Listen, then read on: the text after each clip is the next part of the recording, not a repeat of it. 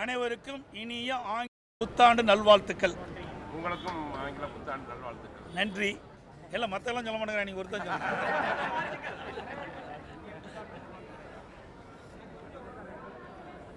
கிட்டத்தட்ட ஒரு 6 நாட்களாக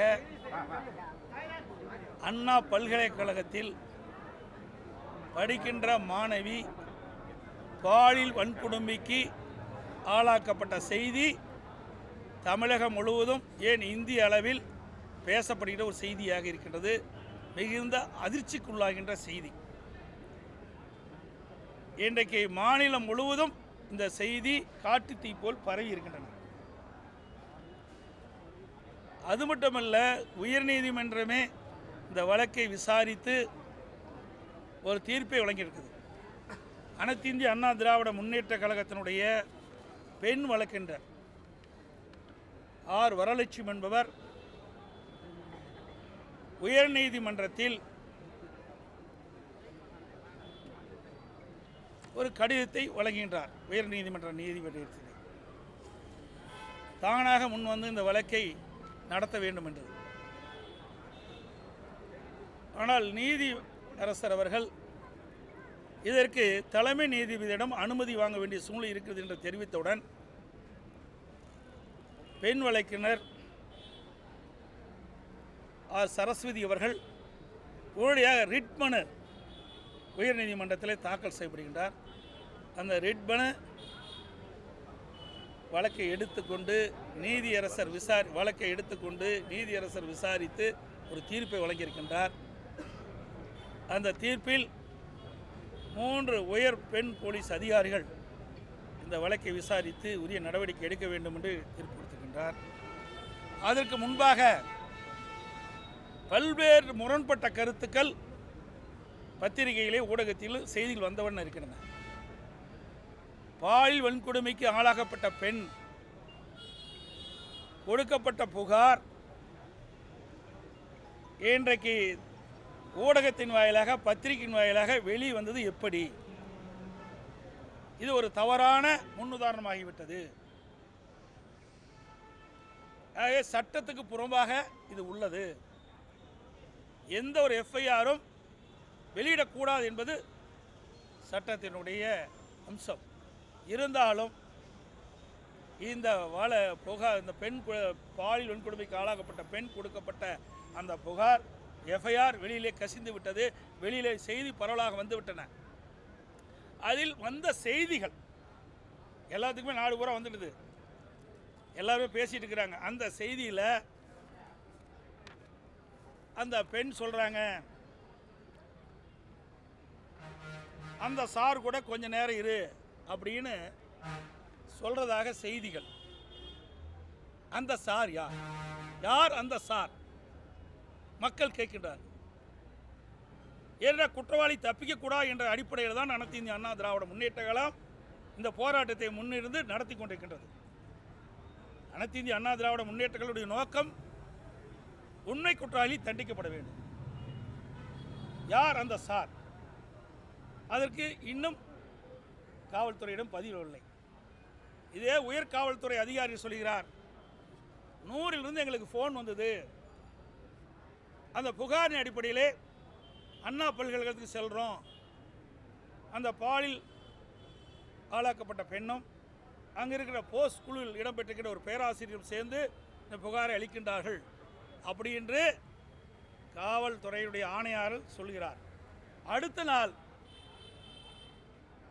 உயர்கல்வித்துறை அமைச்சர் அவர் சொல்கிறார், அவர் அப்படி போஸ்ட் குழுவில் இருக்கிற உறுப்பினர் அப்படி புகார் கொடுக்கவில்லை என்று மறுக்கிறார். முன்னைக்கு காவல்துறை ஆணையாளர் அப்படி சொல்கிறார், 2ஆம் நாள் உயர்கல்வித்துறை அமைச்சர் அதை மறுத்து பேசுகிறார். இப்படிப்பட்ட சந்தேகங்கள்லாம் நிலவுகின்ற காரணத்தினால்தான் இதன் மூலமாக உண்மை குற்றவாளி தப்பித்து விடக்கூடாது என்பதற்காகத்தான் அனைத்து இந்திய அண்ணா திராவிட முன்னேற்ற கழகம் அந்த மாணவிக்கு நீதி கிடைக்க வேண்டும் என்ற அடிப்படையில் தான் நாங்கள் போராட்டம் நடத்துகிறோம். அதோட எங்களுடைய ஐடிவிங்கை சேர்ந்த நிர்வாகிகள்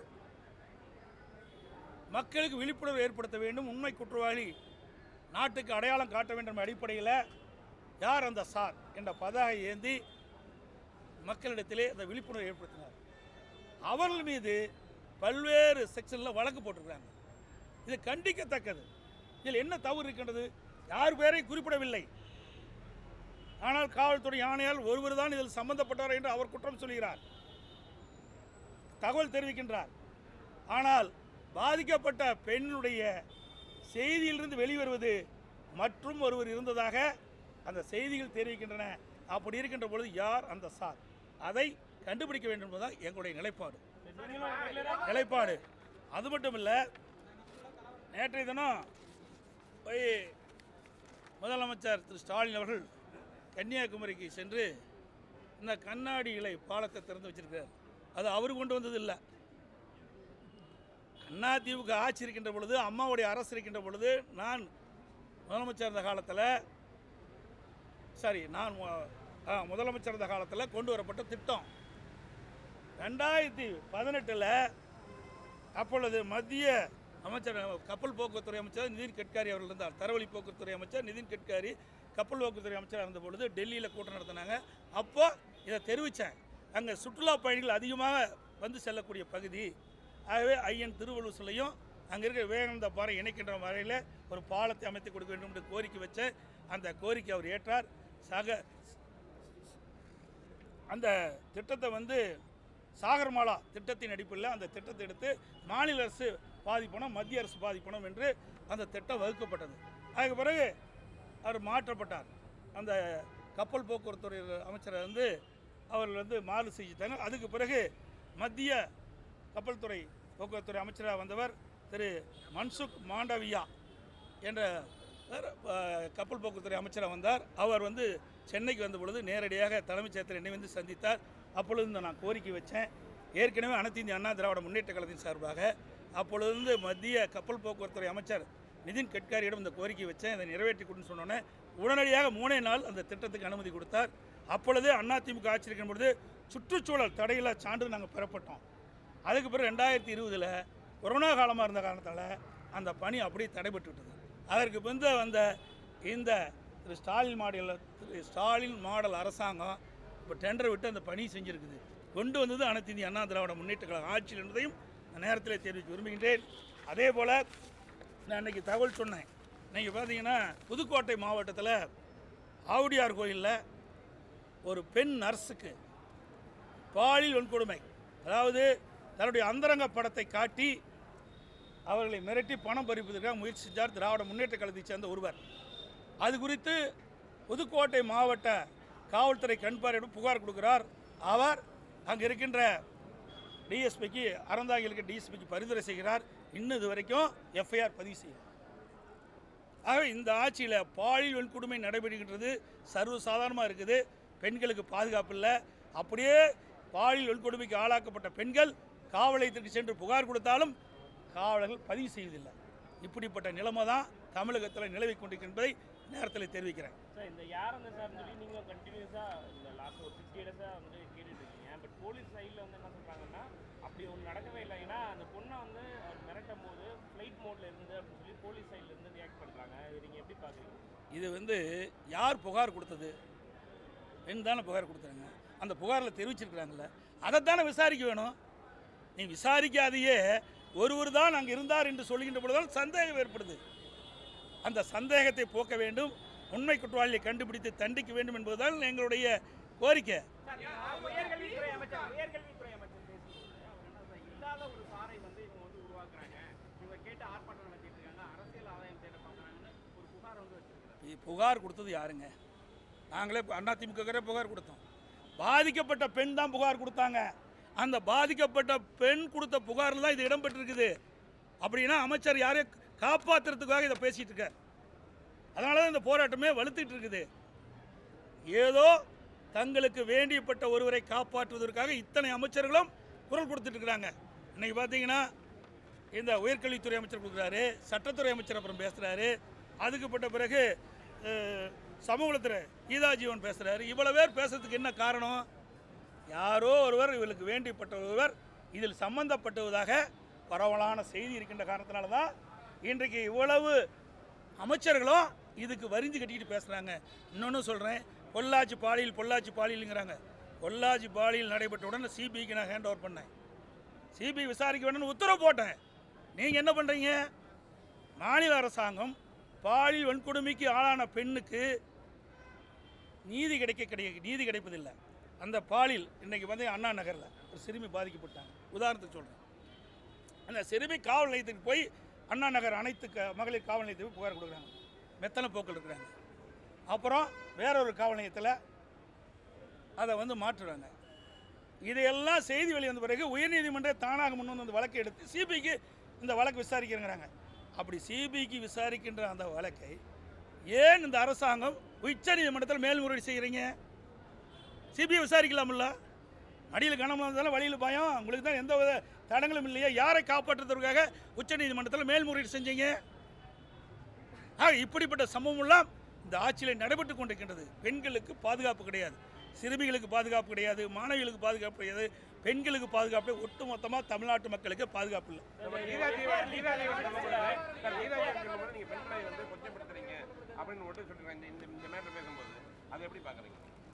பொள்ளாச்சியில் பேசும்போது இந்த என்ன போனாலும் இந்த மந்திரி கீதா ஜீவன் அங்கேயும் பெண் தானே, எப்படிலாம் ஆர்ப்பாட்டம் பண்ணாங்க, நாங்கள் அப்படியே பண்ணுறோம்.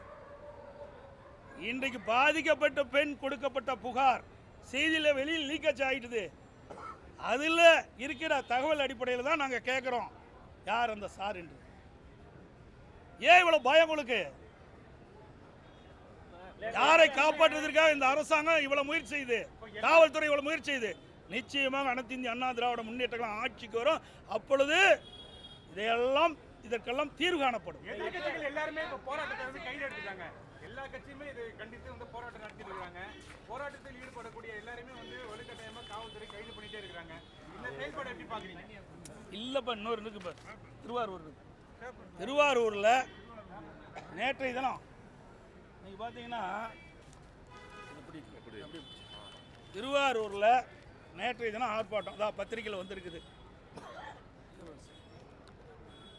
திருவாரூரில் ஒரு ஆர்ப்பாட்டம், அங்கேயும் ஒரு பாலியல் வன்கொடுமை நடந்ததாக அங்கே இருக்கிற அந்த கல்லூரி தீர்விக்க கல்லூரி இருக்கின்ற மாணவிகள் ஆர்ப்பாட்டம் நடத்தியிருக்கிறாங்க. அதுக்கு என்ன பதில் சொல்கிறீங்க? இப்போ இன்னும் இந்த பிரச்சனை ஓயில, இந்த பிரச்சனை நடந்துகிட்டு இருக்குது. இப்படி இருக்கின்ற சூழலில் இன்றைக்கி பார்த்து திருவாரூர் மாவட்டத்தில் மன்னார்குடியில் திருவிக்க அரசு கல்லூரி மாணவிகள் கல்லூரி பாலியல் துன்புறுத்தல் ஏற்படுத்துவதாக போராட்டம் நடத்துகிறாங்க. இப்போ தான் ஒவ்வொன்றா வெளியில் வருது. இன்றைக்கி மாணவிகள்லாம் துணிச்சோடு வர்றாங்க. ஆனால் வேண்டுமென்றே திட்டமிட்டு இந்த அமைச்சர்கள்லாம் இந்த ஆட்சி மீது பழி சுமத்தப்பட்டு விட்டது. அதை மறைக்கிறதுக்கு ஏதோ அறிக்கை வெளியிட்டு இருக்கிறாங்க, அவ்வளவுதான். அதிமுக நடத்தக்கூடிய போராட்டத்தினால மாணவிகள் வந்து கல்லூரிக்கு வருவதற்கே அச்சமாகறாங்க, மாணவிகளோட கல்வியே பாதிக்கப்படுதுன்னு சொல்லி திமுக குற்றச்சாட்டு. உங்களை ஊடகத்திலையும் பத்திரிகையிலையும் வந்திருக்குது. இன்றைக்கி பள்ளியில் படிக்கின்ற சிறுமிகளுக்கு எல்லா பள்ளி ஆசிரியர்களும் சொல்லலை, எத்தனை ஆசிரியர்கள் பாலியல் வன்கொடுமைக்கு ஆளாக்கியிருக்காங்க பிள்ளைகள், சிறுமிகள்.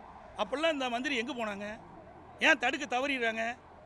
எங்களை கைது செய்வதற்கு ஆயிரக்கணக்கான போலீஸ் வருது. ஆனால் இப்படிப்பட்ட குற்றச்செயல் ஈடுபடுறதுக்கு தடுக்கிறதுக்கு யாரும் வரலையே. இந்த அக்கறை அதில் காட்டியிருந்தா இந்த குற்ற நிகழ்வை தடுத்திருக்கலாம். அதெல்லாம் இதில் கிடையாது. நல்லா உங்களுக்கு எல்லா பத்திரிகையும் தெரியும், ஊடகத்துக்கும் தெரியும், தெரியாத ஒன்றும் கிடையாது. பெரும்பாலும் உங்களுக்கு ஊடகத்திலையும் பத்திரிகைகள் வர செய்தியின் அடிப்படையில் தான் நான் கருத்து சொல்லிட்டு இருக்கிறேன். எங்களுடைய அரசாங்கம் கிடையாது. எங்களுக்கெல்லாம் நீங்கள் தான் இன்புட்டு மாதிரி கொடுத்துக்கிட்டு இருக்கிறீங்க. இந்த செய்தியெல்லாம் உங்கள் ஊடகத்தின் வாயிலாக பத்திரிகைகள் வருகிற செய்தியெல்லாம் பொய்யா? அதெல்லாம் ஒரே நிமிஷம், நான் கேட்குற கேள்வி தவறா ரைட்டா முடிவு பண்ணுங்கள். உங்கள் ஊடகத்திலையும் பத்திரிகைகள் வருகின்ற செய்தியின் அடிப்படையில் தான் நான் இந்த இடத்துல நின்று பதில் சொல்லிட்டு இருக்கிறேன். அப்படி ஊடகத்தில் வருகின்ற செய்தி பத்திரிகைகள் செய்தி பொய்யா? இந்த அமைச்சர் ஏற்றுக்கிறாரா? எத்தனை சிறுமிகள் பாலியல் வன்கொடுமைக்கு ஆளாயிருக்காங்க? நிறையா பள்ளியில் ஆசிரியர்களால் எவ்வளோ பேர் பாலியல் வன்கொடுமைக்கு ஆளாயிருக்கிறாங்க? ஆவுடையார் கோயிலில் நான் இதே நம்மளுடைய தொலைக்காட்சிக்கு முன்னாடி ஊடகத்தை பத்திரிகை வேலை சொல்லியிருக்கிறேன். இன்னும் இது வரைக்கும் எஃப்ஐஆர் பதிவு பண்ணலையே. ஏன் பதிவு செய்ய மறுக்கிறாங்க? அங்கே இருக்கிற ஒரு அமைச்சர் உடைய தூண்டுதல், அங்கே இருக்கிற அமைச்சர் பாதுகாப்பு கொடுத்துட்ருக்கார். அதனால தான் நாங்கள் சொல்கிறோம், இன்றைக்கு நம்முடைய சென்னையில் எத்தனை பேர் பாதிச்சிருக்கிறாங்க. நான் சொன்ன ஏற்கனவே அண்ணா நகரில் பாதிச்சிருக்கிறாங்க. இன்னொரு மாணவி மனவளங்குன்றிய ஒரு மாணவி, கல்லூரியில் படிக்கிற மாணவி, பல பேர் பாலியல் கூட ஆளாகிருக்கிறாங்க. இப்படி சமீப காலமாக ஏற்பட்டது நிறையா இருக்குது. ஆவுடையார் கோயிலில் யார் இந்த அமைச்சர்? யார்? கட்சி மாறி போன அமைச்சர், விசுவாசம் இல்லாத அமைச்சர். நன்றின்னு ஒரு சொல்லு இருந்தால் இவருக்கு பொருந்தாது. அனைத்து இந்திய அண்ணா திராவிட முன்னேற்ற கழகத்துடைய தொண்டனுடைய ரத்தத்தை வியர்வையாக மண்ணிலே சிந்து இவரை வெற்றி பெற செய்தாங்க. அம்மாவுடைய கருணையால் இவரை அமைச்சராக்குனாங்க. அந்த அடையாளத்தை வச்சு தான் அங்கே அடைக்கலம் கொடுத்துருக்காங்க திமுகவில்.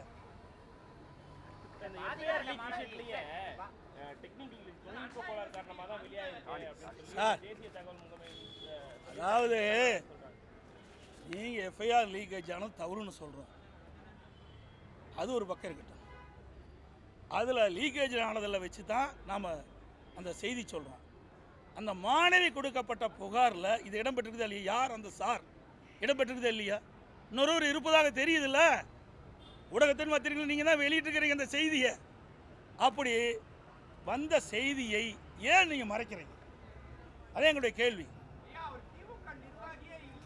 சார். அதெல்லாம் விட்டுருங்க சார். திமுக நிர்வாகியே இல்லையா, எல்லாம் எங்கிட்ட ஆதாரம் இருக்குது. எதை சொன்னாலும் ஏற்றுக்க மாட்டாங்க. ஆளுங்கட்சியாக இருக்கிறீங்க, நீங்களும் இப்போ தான் ஒளிபரப்புடுவீங்க, அப்புறம் அப்படி கட் பண்ணி விட்டுருவீங்க அழுத்தம் வந்தா.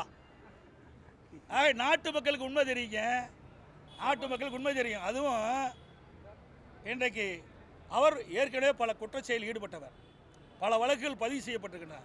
சில வழக்குகள் விடுதலை ஆகியிருக்கார், சில வழக்குகள் இன்னும் இருக்குது. அவர் வந்து என்ன குற்றவாளி?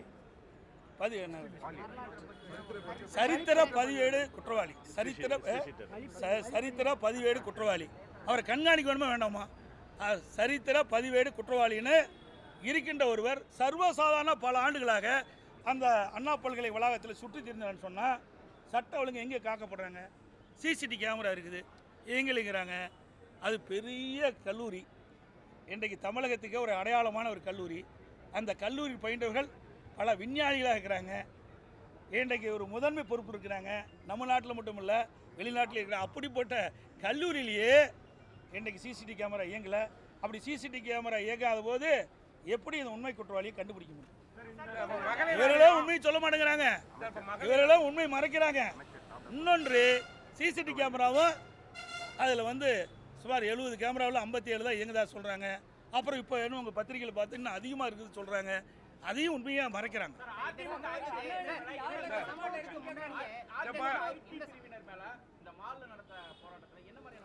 இன்னும் வரல, முழுமையாக எங்களுக்கு கிடைக்கல, எஃப்ஐஆர் முழுமையாக கிடைக்கல. ஒரு பேரை போட்டு இதில் மேலும் பல பேர் இதில் இணைந்ததாக சொல்கிறாங்க. இன்னும் முழுமையாக கிடைக்கல. முழுமையாக கிடைத்த பிறகு அந்த தகவலை உங்களுக்கு சொல்கிறேன். குற்றவாளியோட வீட்டில் வந்து மந்திரிகள் மந்திரி சாப்பிட்ட மாதிரியும் துணை மேயர் சாப்பிட்ட மாதிரிலாம் காட்சிகள்லாம் வந்ததில்ல. இப்போ அதே மாதிரி வந்து இப்போ அவங்க அதை பற்றி நீங்கள் என்ன கருதுறீங்க? அதே மாதிரி இப்போ மகளிர் ஆணையம் வந்து அவங்க பார்த்துட்டு வரும்பொழுது காவல்துறை நிறுத்தப்பட்டு காவல்துறை வந்து நிறுத்தியிருக்குன்னு சொல்லியிருக்காங்க. அது நீங்கள் என்ன சொல்லுங்கள்? அதாங்க, நாங்கள் எதை சொன்னாலும் மறுக்கிறாங்க. முன்னாடி அமைச்சர்கள் ஏதாவது ஒன்று சொல்லி மக்களை குழப்ப பார்க்குறாங்க. இதையெல்லாம் ஏற்கனவே தம்பி சொன்ன மாதிரி அவர் கட்சியிலே இல்லைங்கிறாரு. கட்சியிலே இல்லாதவர் எப்படி பவள விழாவில் எப்படி போய் கலந்து கொள்ள முடியும்? கட்சியில் இல்லாத ஒருவர் எப்படி போய் பவள விழாவில் கலந்து கொள்ள முடியும்? ரெண்டாவது, அவர் வந்து முரசொலியிலே வந்திருக்குதா சொல்கிறாங்க, எனக்கு கிடைச்ச தகவல். அடுத்தது வந்து அமைச்சர் ஒருவர் வீட்டில் போய் சாப்பிட்றதாக தகவல். இதெல்லாம் சொன்னால் மறுப்பாங்க. அதனால தான் நான் மக்களிடத்திலே விட்டுட்டேன். ஊடகம் பத்திரிகையும் நியாயமான இந்த கருத்தை வெளிப்படுத்தணும். உயர்நீதிமன்றம் இன்றைக்கி வந்து ஒரு நல்ல தீர்ப்பு கொடுத்துருக்குது, அதை வரவேற்கிறோம். அதன்படி உண்மையாக இந்த விசாரணை நடைபெற்று உண்மை குற்றவாளி தண்டிக்க வேண்டும். அதுதான் எங்களுடைய நிலைப்பாடு. அதிமுக முன்னெடுத்த போராட்டத்தை பாஜக மாநில தலைவர் அண்ணாமலை வந்து பாராட்டி இருக்காரு. அதான் பாராட்டிட்டார். அப்புறம் என்ன? விஜயுடைய கட்சியுடைய சேர்ந்த பெண்கள் வந்து அதை போஸ்ட் அடிச்சு கொண்டு போயிருக்காங்க. இப்போ வந்து இணைஞ்சு எல்லாமே ஒன்று சேர்ந்து இணைஞ்சு இதுக்கு எதிர்ப்பு தெரிவிக்கிற மாதிரி. அதாவது எல்லா கட்சிகளுமே மக்களுடைய பிரச்சனை தீர்ப்பது தான் கட்சி. மக்களுக்கு பிரச்சனை ஏற்படுகின்ற பொழுது அந்த பிரச்சனைக்கு தீர்வான என்பதுதான் ஒவ்வொரு கட்சியோட நிலைப்பாடு. அந்த நிலைப்பாட்டில் அதிமுக இருக்குது. பல கட்சிகளும் அந்த நிலைப்பாட்டில் இருக்கிறாங்க. அது வரவேற்கத்தக்கது. ஊடகத்திலையும் பத்திரிகையில் தினந்தோறும் செய்தி வந்துட்டு இருக்குது. இன்னும் அதுக்கு துணைவேந்தரே நியமிக்கலையே. அதாங்க பிரேக் இல்லாத வண்டி மாதிரி இந்த ஆட்சி போயிட்டு இருக்கு. வரக்கூடிய புத்தாண்டுல வந்து உங்களுடைய எழுச்சி எப்படி இருக்கு? வரக்கூடிய 2025 புத்தாண்டுல உங்களுடைய எழுச்சி பயன் எப்படி இருக்கும்? அதாவது நான் ஏற்கனவே வந்து சொல்லான்னு இருந்தேன் உள்ளக்கெல்லாம், அதுக்கு நீங்களே இடையில மறிச்சதுனால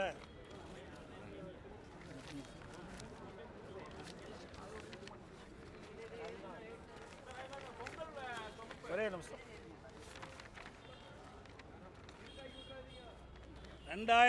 2024ஆம் ஆண்டு பெண்கள் பாலியல் வன்கொடுமைக்கு அமைந்த ஆண்டாக உள்ளது. நாளை மலர்கின்ற 2025ஆம் ஆண்டு பெண்களுக்கு பாதுகாப்புள்ள ஆண்டாக மலர இறைவனை பிரார்த்திக்கிறேன். அனைத்து ஊடக நண்பர்களுக்கு பத்திரிகை வணக்கம்.